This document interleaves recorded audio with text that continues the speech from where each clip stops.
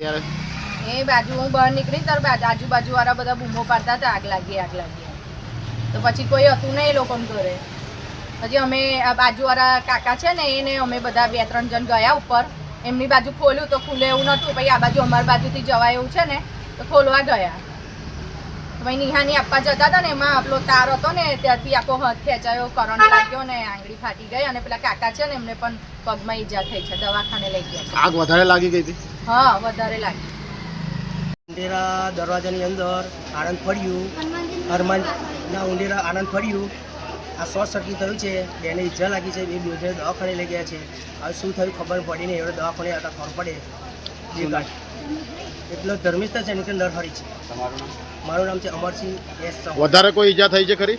ઈજા એટલે કરંટ લાગી છે હાથ ઉપર, હું કઈ ખબર નહીં પડે. ઘરમાં મોટા પાયે નુકસાન થયું જોવા મળે છે? એ ઉપર તો ખાલી હરકી છે, બોટો તો કાઢી નાખ્યા છે, એટલે બહુ ખાસ નુકસાન નહીં થયું. મોટું નુકસાન થયું? મોટું નુકસાન નથી, એટલે ઉપર જઈને આવ્યા છે.